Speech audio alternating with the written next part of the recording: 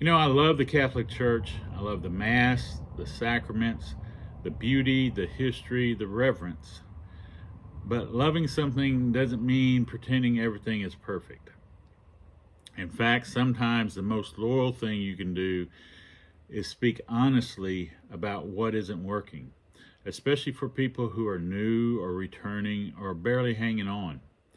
So today I want to talk about 5 things that I believe the Catholic Church needs to change.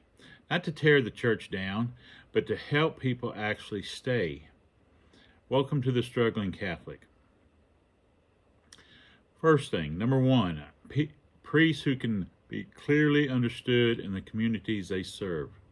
This is not about disrespect, this is about communication. If a priest is serving in a community where English is the primary language, he needs to be able to communicate clearly, especially during the homily. We're not talking about accents, we're talking about clarity. People come to Mass hungry for the Word of God. They want to understand the gospel, they want guidance, they want direction. If they leave confused because they don't understand or they couldn't follow what was said, something is broken. And honestly, that's not fair to the priest either. He deserves to be heard. The people deserve to understand. Item number 2, fellowship before Mass. Nobody is asking to turn the Mass into a Protestant service. Nobody's asking to change the liturgy. But what about coffee before Mass? What about a simple meet and greet? What about letting people actually know each other? That's not Protestant. That's human. When someone walks into a Catholic parish for the first time, they often feel invisible. They sit, they stand, they kneel, they leave. No one speaks to them.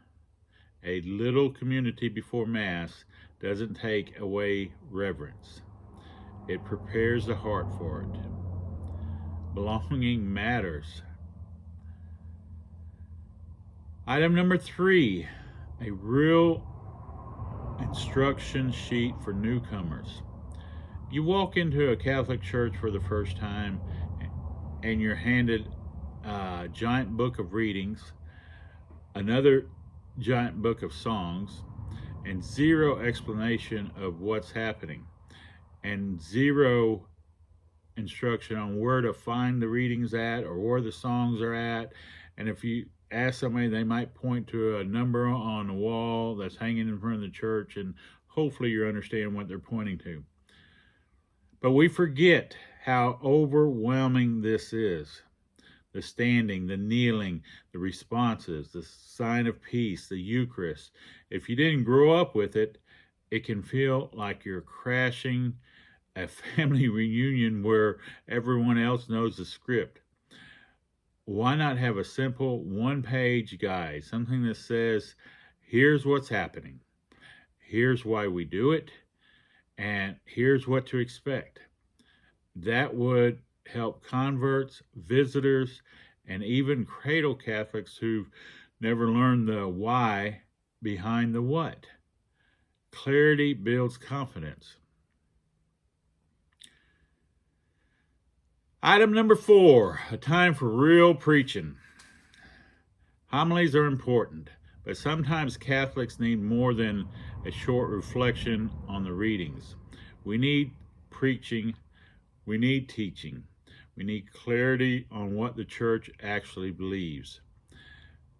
People are dealing with real issues, marriage struggles, addictions, loneliness, fear, cultural confusion, politics.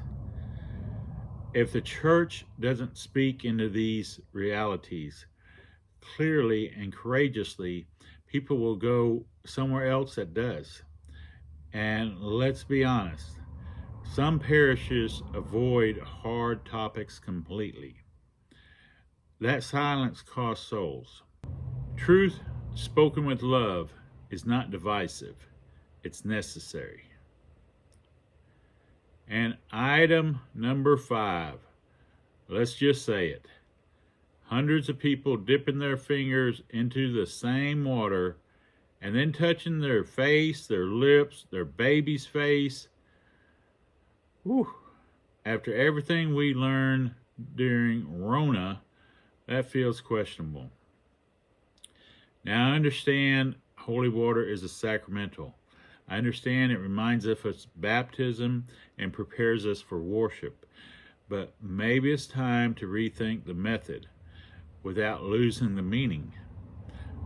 Wall-mounted dispensers, individual containers, a better system.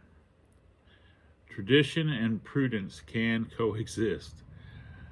We can preserve reverence without ignoring common sense. Once again, these are not attacks. These are observations from someone who loves the church and wants it to grow, not shrink.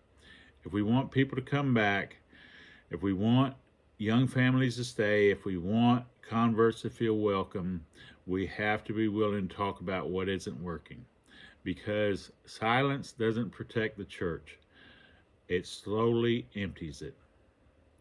Let me know in the comments which of these do you agree with, which of these you disagree with, and what you would add. And God bless each of you.